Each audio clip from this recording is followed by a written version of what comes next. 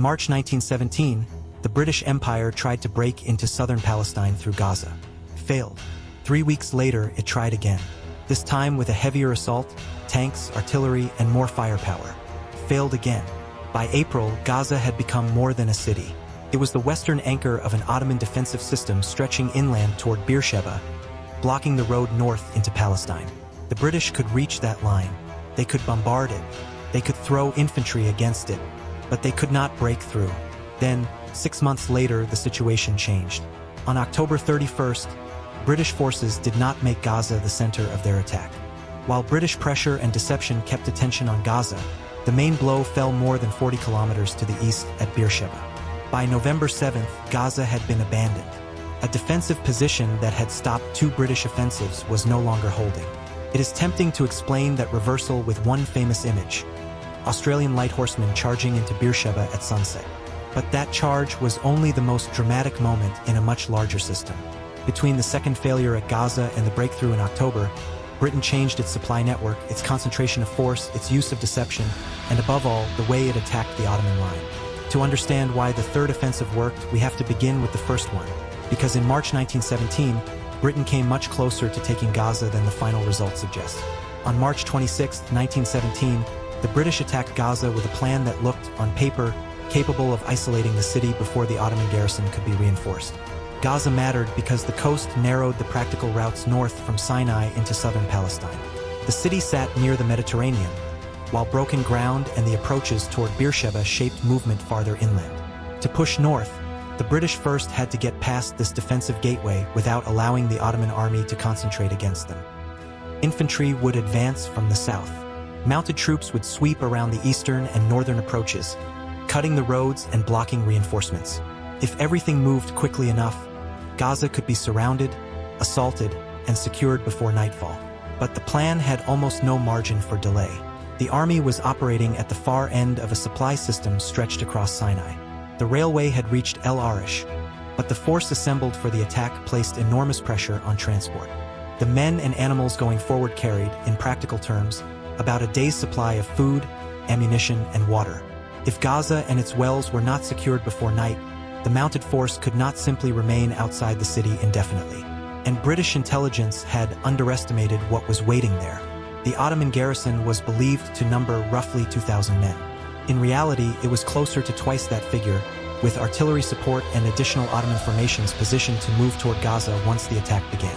Even so, the British plan initially worked surprisingly well. Under cover of darkness, mounted forces moved around Gaza and took positions on the roads to the north and east. Their purpose was not merely to attack the city. It was to change its relationship with the rest of the Ottoman front, to prevent the garrison from escaping and, just as importantly, to delay reinforcements trying to reach it.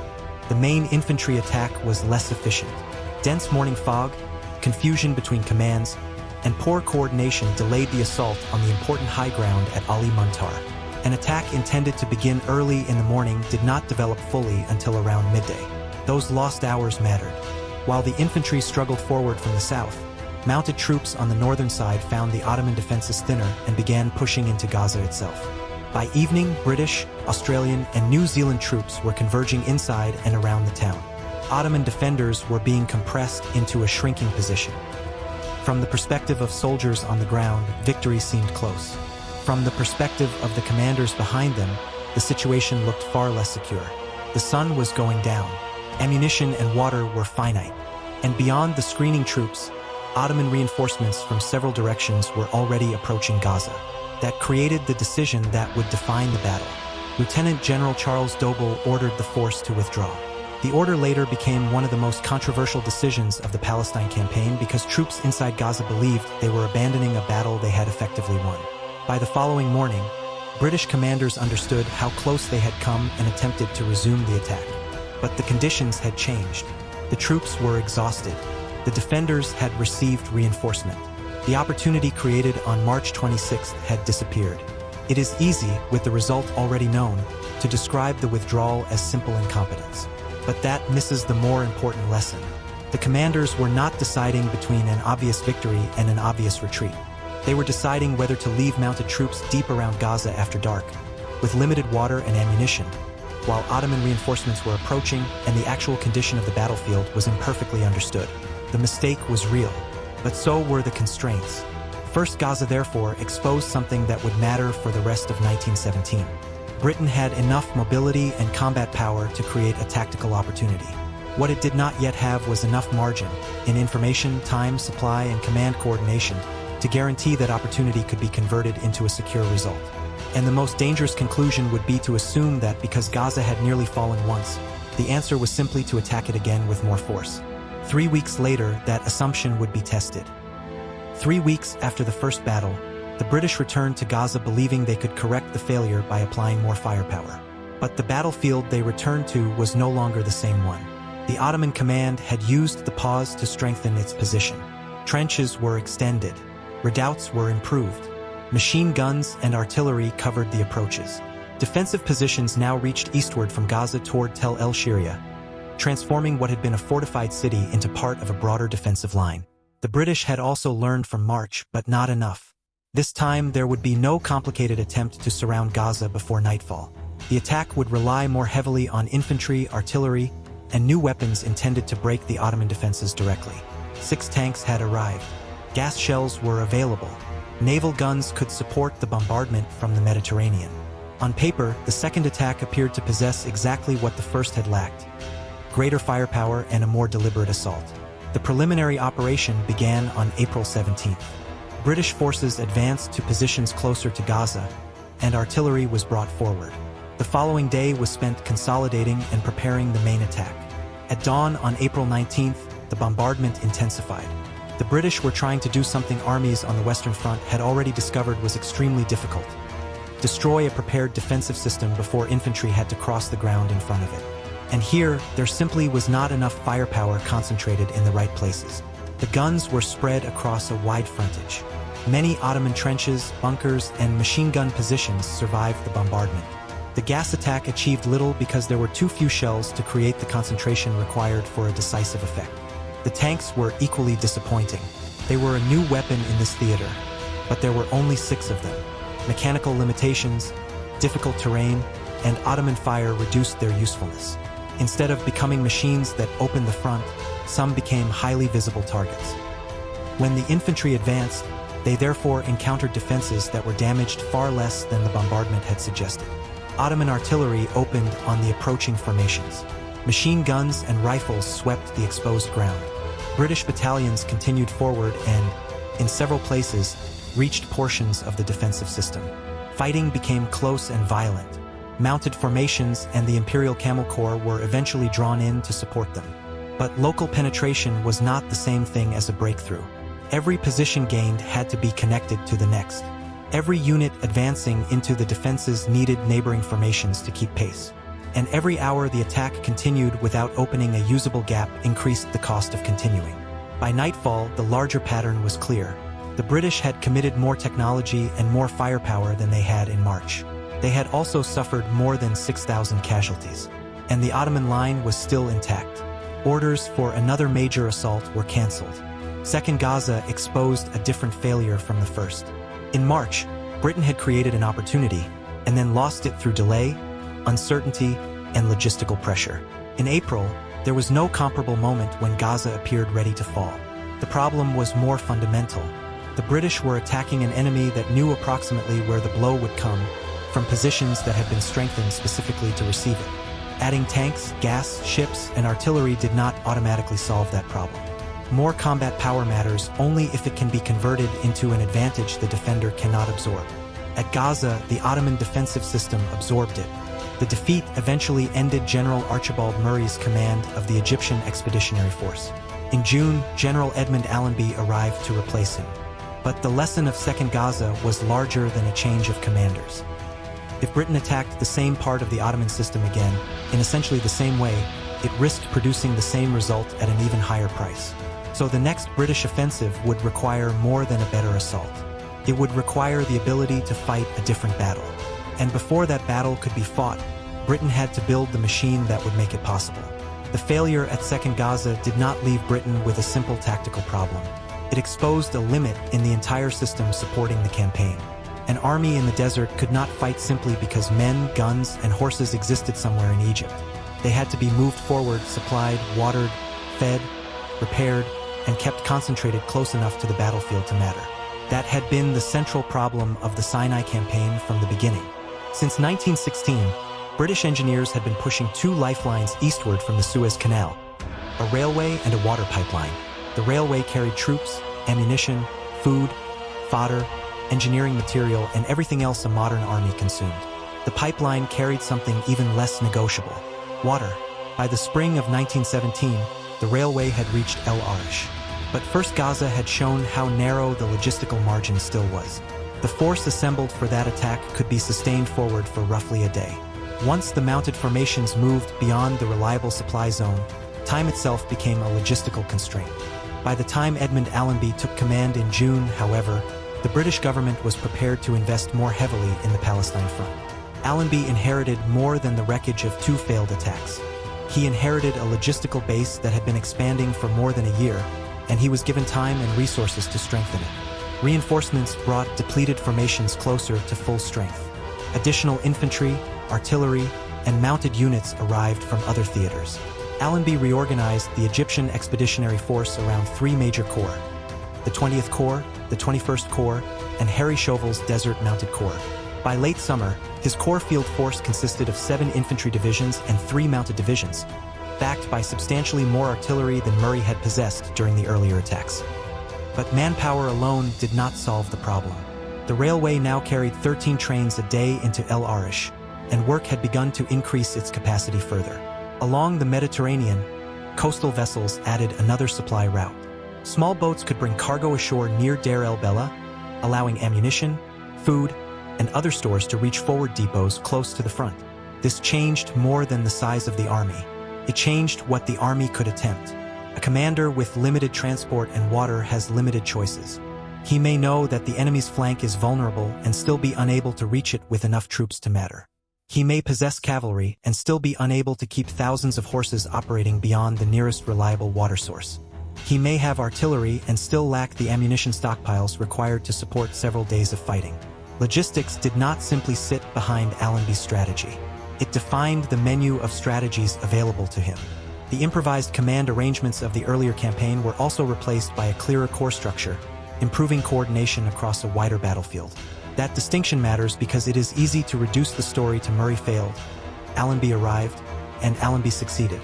But commanders do not operate outside the systems they inherit. Much of the railway and pipeline had been built under Murray. Allenby's advantage was that by late 1917 the system was more mature, and he had the resources and time to exploit it. There were other pressures on the Ottoman Empire as well. In Arabia, Hashemite forces had captured Aqaba in July, and attacks against the Hijaz Railway forced the Ottomans to devote men and material to protecting a long and vulnerable communications network. That pressure mattered, but it was supporting pressure, not the primary reason the Gaza front would break. And the strategic picture was not moving entirely in Britain's favor. The Russian Revolution was beginning to remove one of the Ottoman Empire's most dangerous enemies from the war. As Russian power in the Caucasus disintegrated, the Ottomans gained the prospect of relief in the east.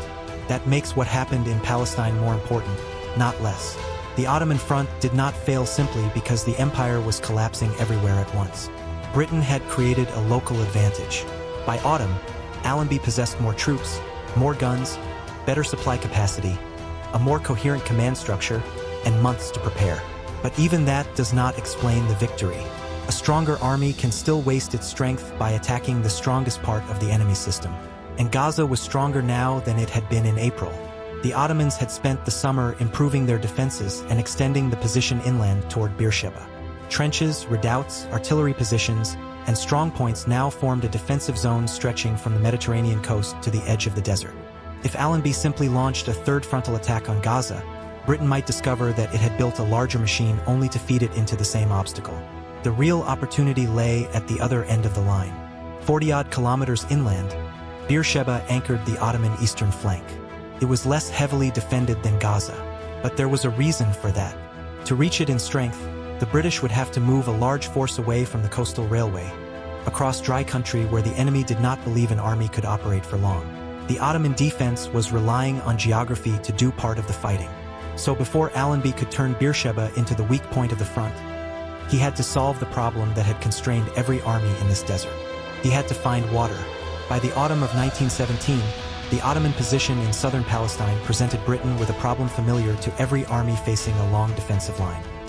The line could be strong without being equally strong everywhere. At its western end stood Gaza, protected by months of additional work and by the simple fact that everyone knew it was the obvious gateway north. Ottoman strength was concentrated heavily around the city and the positions extending inland from it.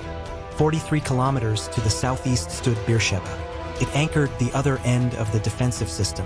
Beersheba was fortified. Its approaches were covered by trenches, redoubts, machine guns, and artillery. But compared with the concentration around Gaza, the eastern flank was held more thinly. That was not necessarily a mistake. Geography was part of the Ottoman defense. To attack Gaza, the British could advance relatively close to their coastal supply system.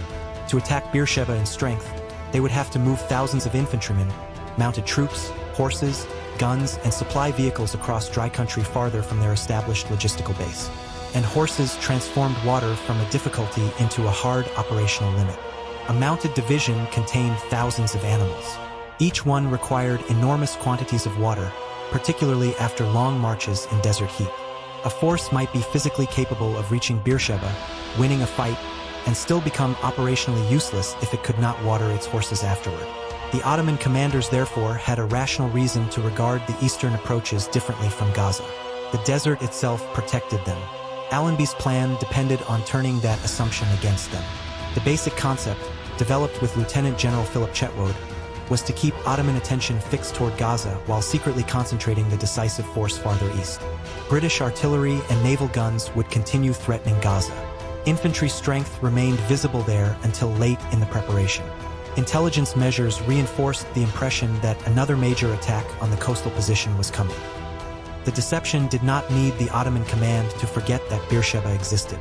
It only had to make the British concentration there harder to identify early enough for the defenders to rebalance the front. Meanwhile, British infantry would approach Beersheba from the southwest. Harry Chauvel's desert-mounted corps would make a far wider movement around the town, approaching from the east and northeast, where the defenses were less protected by wire. If Beersheba fell, Britain would not merely possess another town. It would remove the eastern anchor of the Gaza-Beersheba position and create space from which mounted forces could begin turning the rest of the line. But the entire plan still depended on water. Reconnaissance had found no convenient supply large enough along the intended approach. Chauvel and his staff therefore looked farther south, studying older surveys and questioning local inhabitants about water sources around abandoned settlements. At Aslage, they found ancient wells. The Ottoman forces had damaged them, but the wells could be restored. For roughly 2 weeks, Australian and New Zealand engineers worked to clear and repair the water system. Earth, debris, and broken masonry had to be removed. Pumps and equipment had to be installed. Similar work was carried out at other water points in the approach area. By the end of October, the repaired wells provided staging points from which mounted formations could begin the long movement toward Beersheba. That engineering work rarely appears in the famous image of the battle. There are no charging horses, no artillery explosions, no dramatic trench assault. But without those repaired wells, the charge that would make Beersheba famous might never have been an available option. This was the deeper difference between April and October. Britain was not merely looking for a weak point. It was changing the logistical conditions required to reach that weak point with enough force to exploit it. On the night of October 30th, tens of thousands of British Empire troops began moving toward Beersheba. Infantry approached from the southwest. Mounted formations rode through the darkness on a sweeping movement around the Ottoman flank. Behind them lay the water points that had made the march possible. Ahead of them were Beersheba's wells, and that created a deadline. The attackers could not spend days methodically reducing the position while their horses waited in the desert. Beersheba had to be captured quickly. By the afternoon of October 31st, that timetable was already beginning to fail. Before dawn on October 31st, 1917, the British attack on Beersheba was already in motion. 3 infantry divisions of the 20th Corps approached from the west and southwest. Their job was to attack the strongest prepared positions outside the town and keep the Ottoman garrison occupied there. Farther east, the Desert Mounted Corps was completing a much wider movement. Australian and New Zealand mounted troops had ridden through the night around Beersheba, Emerging on terrain the defenders had considered difficult for a large force to use. Their task was to close on the town from the east and northeast. If both movements worked together, the Ottoman garrison would face pressure from directions its defensive system had not been designed to resist equally. But Beersheba was not an undefended weak point. The attack began at dawn under heavy artillery fire. On the western side, British infantry pushed against Ottoman trenches and redoubts protecting the approaches to the town. The defenders resisted hard, but by early afternoon several important positions to the west and southwest had fallen. That was progress. It was not yet the result Allenby needed. The town itself remained in Ottoman hands. So did its wells. And on the eastern side, the mounted attack had encountered another obstacle. Tel El Saba was a fortified hill northeast of Beersheba, commanding the surrounding approaches. As long as Ottoman troops held it, mounted formations attempting to move directly toward the town could be exposed to fire from the flank. The position therefore had to be taken. New Zealand mounted riflemen approached largely dismounted, using the broken ground and watercourses for cover while artillery and machine guns supported their advance. What looked on a map like one more objective became hours of fighting. The defenders held. The New Zealanders moved closer. The clock kept running. By mid-afternoon, Tel El Saba was finally captured. The eastern approach was opening, but it was now after 3 o'clock. That changed the problem again. The British had spent months building the supply network that made the operation possible. They had repaired wells at Aslach. They had moved troops and animals around the Ottoman flank. They had created the tactical conditions they wanted. Yet none of that removed the final constraint. Thousands of horses still needed water. Beersheba contained the supply that could sustain the mounted force for the next phase of the campaign. If the town remained in Ottoman hands after dark, Chauvel faced the possibility of pulling formations back toward more distant water points, losing time and perhaps surrendering the advantage the operation had created. The battle was therefore no longer simply about defeating the remaining defenders. It was about defeating them before the logistical clock expired. There were still alternatives. Mounted troops could continue a more deliberate attack from the east. Infantry could press farther toward the town. But deliberate methods required time, and time was exactly what the operation was running out of. Chauvel chose speed. He ordered Brigadier General William Grant's 4th Light Horse Brigade to attack from the southeast. The 4th and 12th Australian Light Horse Regiments formed for the assault. These men were mounted infantry rather than conventional cavalry.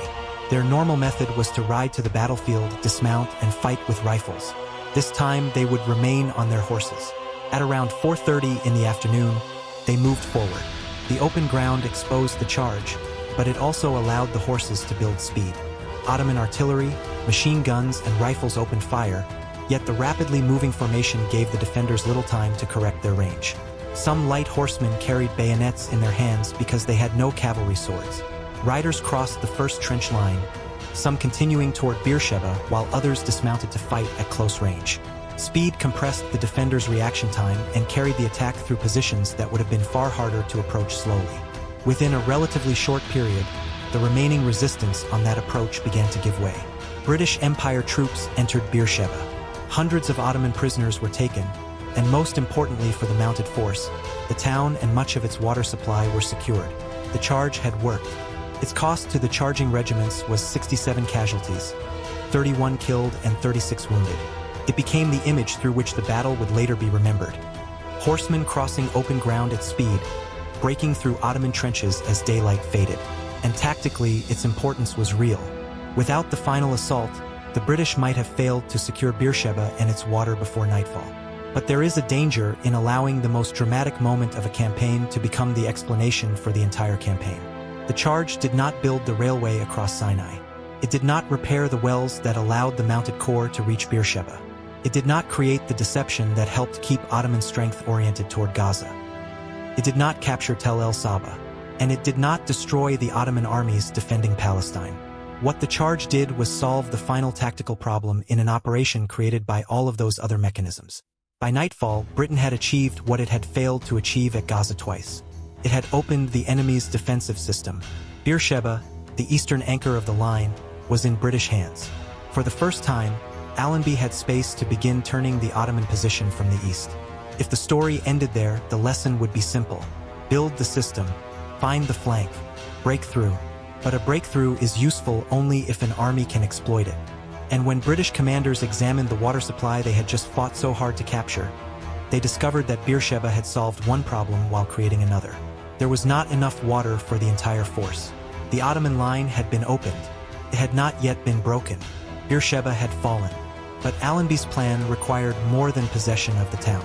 The Mounted Corps was supposed to exploit east and north, seize additional water sources, and help turn the Ottoman positions farther west before the defenders could reorganize. That depended on maintaining tempo, and almost immediately, the tempo began to disappear. The wells captured at Beersheba were valuable, but they were not capable of supplying the entire Allied force at the rate the plan demanded. Pumps had to be repaired. Animals had to be brought to watering points in sequence. Transport columns competed for access. Then the weather made the problem worse. A khamsin swept across the battlefield. A hot, dry desert wind that increased thirst among men and animals just as the army was trying to push beyond its newly captured base. The result was an operational bottleneck. British forces had opened the Ottoman flank, but they could not immediately pour through it at full strength. Some mounted formations moved into the hills north and northeast of Beersheba, where the fighting quickly demonstrated how severe the constraint had become. Around Cuilf, New Zealand mounted troops were sent forward to hold ground and confront Ottoman forces trying to stabilize the eastern sector.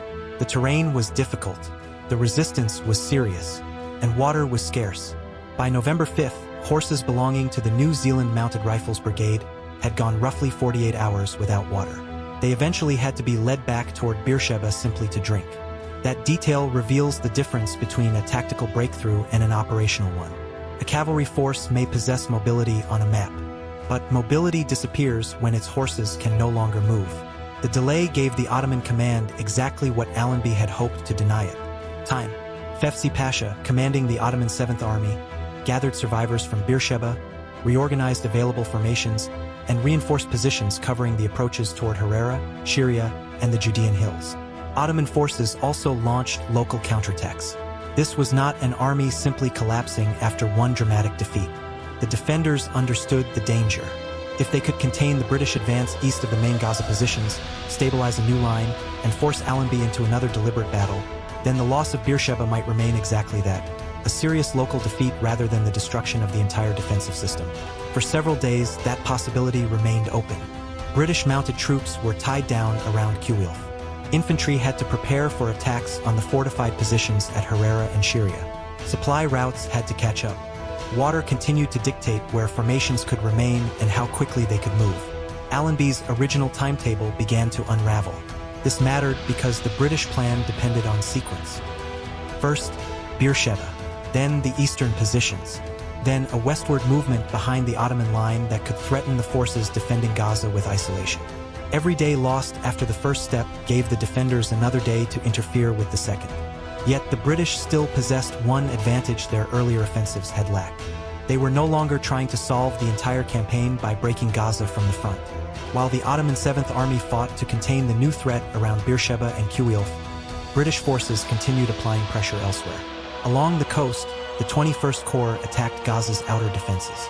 Farther inland, the 20th Corps prepared to strike the Herera-Syria system, the positions connecting the western defenses around Gaza with the area the Ottomans were now trying to hold after the loss of Beersheba. The battlefield had therefore become a competition between two systems. The Ottomans were trying to reconstruct coherence. Britain was trying to prevent them from doing it. This is where the significance of Beersheba becomes clearer. The town did not trigger an automatic collapse. What it did was force the Ottoman command to respond to a new axis of pressure while still defending the old one. That created decisions about reserves, routes, strong points, and withdrawal. And each decision narrowed the next set of options. By November 6th, British logistical preparations had recovered enough for the delayed main attack to begin. The opening at Beersheba had survived. Now Allenby had to prove that he could convert it, because if Herera and Syria remained intact, Gaza could still be part of a defensible system. If they fell, the Ottoman armies would face a much harder choice: hold their positions and risk isolation, or abandon the line that had stopped Britain twice. On November 6th, the British attack began again. This time, the objective was not Beersheba itself. It was the network of positions farther west at Herera and Syria, the defensive hinge connecting the Ottoman forces around Gaza with the formations trying to stabilize the front after the loss of Beersheba. These positions mattered because a defensive line is more than a collection of trenches. It is a system of mutual support. One strong point protects the approaches to another. Roads and railways move ammunition and reinforcements. Reserves can shift toward whichever sector is threatened. And as long as the major positions remain connected, losing ground in one area does not necessarily destroy the whole defense. That was what the Ottoman command was trying to preserve. Beersheba was gone, but the 7th Army was still fighting around Qilf and the hills to the northeast. Harara and Syria still blocked the British from rolling westward behind Gaza. And Gaza itself remained heavily fortified. The British now had to break those connections. The 20th Corps attacked the Harara-Syria defenses from the southeast and east. The fighting was difficult. Ottoman troops occupied trenches, redoubts, and prepared positions protected by wire and supported by artillery. British infantry had to cross exposed ground and overcome one defensive work after another. At several points, Ottoman rearguards resisted strongly enough to delay the advance. But the important change was no longer occurring at a single trench line.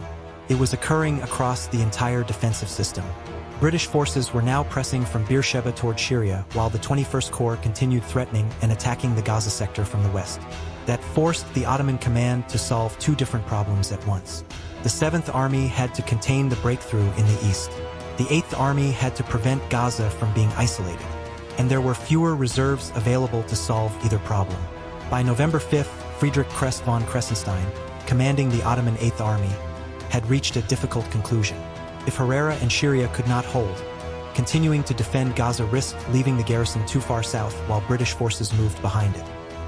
He had no fresh reserve large enough to restore the situation. So before the British had even completed their breakthrough farther east, Kress ordered the evacuation of Gaza. That decision is easy to misread. The Ottomans were not abandoning Gaza because every soldier had been defeated or because the entire army had suddenly lost the will to fight. They were abandoning it because the strategic value of holding the city had changed. Earlier in the year, Gaza had been the obstacle that blocked the British advance. Now, with Beersheba lost and the positions connecting Gaza to the eastern flank under increasing pressure, the same city threatened to become a trap. Holding ground is useful only while that ground improves your options. Once it begins narrowing them, withdrawal may be the rational choice. Ottoman troops therefore began moving north on the evening of November 5th, leaving rearguards behind to delay the British and protect the retreat. Meanwhile, the fighting around Harara and Syria continued. On November 6th and into the following morning, British infantry pressed through the defensive system. Syria railway station and nearby positions became focal points of resistance as Ottoman formations attempted to keep withdrawal routes open. By late morning on November 7th, the Harara-Syria system had been broken. But when British forces entered Gaza, they did not find the Ottoman armies trapped there. The evacuation had largely succeeded. The 7th and 8th armies were retreating north. They had lost the defensive line. They had not been destroyed. That distinction matters. Allenby had wanted more than territory. The ideal result was to trap major Ottoman formations and turn the breakthrough into the destruction of the forces defending southern Palestine. He did not achieve that. Ottoman rearguards, the British logistical delays after Beersheba, and the decision to abandon Gaza before encirclement became unavoidable allowed much of the defending force to escape. But something fundamental had still changed. For months, the Gaza-Beersheba line had defined the campaign, absorbed two offensives, and allowed Ottoman commanders to concentrate around predictable approaches.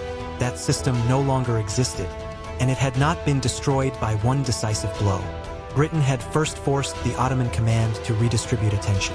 Then it removed Beersheba. Water shortages gave the defenders time to respond. The defenders responded. Britain then attacked the positions required to make that response sustainable. One option after another disappeared until holding Gaza became more dangerous than leaving it. That was the moment Britain truly broke the front. But breaking the front was not the same thing as ending the campaign. The Ottoman armies were still moving north. And now Allenby faced a new problem. Every kilometer of pursuit carried his army farther from the railway, the depots, and the water system that had made the breakthrough possible. Ahead were the Judean hills. Beyond them was Jerusalem. Once the Gaza-Beersheba line disappeared, the geography of the campaign changed almost overnight. For 7 months, British operations had been compressed against the defensive barrier in southern Palestine. Now the Ottoman armies were retreating north, and Allenby had something he had never possessed after the first two attacks on Gaza: room to pursue. But pursuit created its own problem. The faster the Egyptian expeditionary force advanced, the farther it moved from the railway, depots, repaired wells, and supply routes that had made the breakthrough possible. The system that had given Allenby freedom of maneuver was now being stretched behind him. Mounted formations moved north across the coastal plain while infantry followed the retreating Ottoman armies. The defenders did not simply disappear. Rearguards occupied ridges, road junctions, and villages to slow the pursuit and buy time for the main forces to withdraw. On November 13th, at Mughar Ridge, British and Empire troops broke another Ottoman position guarding the approaches farther north. The result helped open the way toward the railway and road network connecting the interior with the coast. That mattered because the Ottoman defense of Palestine was now beginning to revolve around two major centers: Jaffa on the Mediterranean and Jerusalem in the Judean hills. If British forces could disrupt the communications between them, the Ottoman command would find it harder to treat the two positions as parts of one defensive system. Jaffa was abandoned by Ottoman troops and occupied in mid-November. But the road to Jerusalem was very different from the ground the mounted formations had crossed farther south. The coastal plain gave way to mountains. The Judean hills were steep, rocky, and cut by narrow valleys. Roads were poor. Heavy guns and supply vehicles could move only along a limited number of routes. The campaign slowed. This was the same underlying problem Britain had faced before Gaza, but in a new form. Winning ground had once again moved the army beyond the logistical system that supported the victory. Allenby wanted to keep pressure on the retreating Ottoman forces before they could organize a strong defense in the hills. He therefore pushed available infantry and mounted troops toward the heights north and west of Jerusalem. The fighting was difficult. Ottoman formations resisted on commanding ground while British units climbed through terrain that made movement, communication, and artillery support increasingly difficult. By November 20th, British infantry had reached parts of the mountain crest. Then the advance stalled. Allenby later acknowledged that the supply situation prevented him from immediately bringing up the additional troops and guns he needed. The breakthrough from Gaza had created operational freedom. Distance was now taking some of that freedom away again. Fresh formations had to move forward. Artillery had to be dragged into the hills. Roads and supply routes had to catch up. Only then could the British renew the effort to turn Jerusalem rather than simply attack directly into the city. That distinction was deliberate. Jerusalem was not just another military objective. It was one of the most politically and religiously sensitive cities in the world. Both sides had reasons to avoid turning its historic and holy places into a battlefield if the military situation allowed another choice. So the British effort focused increasingly on the approaches around the city, especially the routes to the north and east that connected the Ottoman defenders with the rest of their forces. By early December, renewed British attacks pushed across the difficult hill country and threatened those communications. The Ottoman position inside Jerusalem was becoming increasingly hard to justify. The city itself might still be defended, but defending it risked committing troops to a position whose routes of reinforcement and withdrawal were being narrowed. The same logic that had forced the evacuation of Gaza was appearing again on a different scale. A position had value only while holding it preserved military options. On December 8th, Ottoman-led forces evacuated Jerusalem. The following morning, the city's mayor, Hussein al-Husseini, came out under a white flag carrying the Ottoman governor's letter of surrender. There was no great final battle inside the city. On December 11th, Allenby entered Jerusalem on foot through the Jaffa Gate. The political symbolism was enormous. For centuries of Ottoman rule in the city had ended. But Jerusalem was not the mechanism that had broken the campaign. It was the consequence. 6 months earlier, Britain could not get past Gaza. Now the southern defensive system was gone. Jaffa had been taken, British forces occupied much of southern Judea, and the Ottoman armies had been forced into a new strategic position farther north. The road to Jerusalem had not been opened by one charge, one general, or one weapon. It had been opened when Britain changed what its army was capable of doing, and then changed where and how that capability was applied. So why did Britain fail twice at Gaza, then break the Ottoman front only 6 months later? It was not because Gaza suddenly became weak. By October, its defenses were stronger than they had been in the spring. It was not because one cavalry charge transformed the campaign. The charge at Beersheba mattered because it solved a critical tactical problem at exactly the moment water and daylight were running out. But that opportunity existed only because a much larger system had put the horsemen there. And it was not simply because Edmund Allenby replaced Archibald Murray. Command mattered, but Allenby also operated with more troops, more artillery, more preparation time, and a logistical network that had matured across the Sinai. The railway, water pipeline, coastal supply routes, forward depots, and reinforcements expanded what the Egyptian expeditionary force could physically do. Allenby converted that capacity into a different operational method. Instead of making the strongest part of the Ottoman line the decisive battlefield, Britain kept pressure on Gaza while shifting its main effort toward Beersheba. Engineers made the desert approach possible. Deception made the concentration harder to read. Infantry and mounted troops broke the eastern anchor. When inadequate water slowed the exploitation, the Ottoman 7th Army regrouped and fought back. But Britain no longer had only one point of pressure. As the Ottomans tried to contain the threat from Beersheba, British forces attacked the positions connecting that flank to Gaza. The defenders were not annihilated. They made a rational withdrawal and preserved much of their army. But they could no longer preserve the defensive system that had stopped Britain twice. That is the real difference between April and October 1917. Britain did not simply attack harder. It built the capacity to attack differently. And once Beersheba changed the geometry of the front, Britain kept applying pressure until the Ottoman command could save its army only by giving up the line. Jerusalem was the most famous consequence. The system that made its capture possible had been built long before the British reached its walls.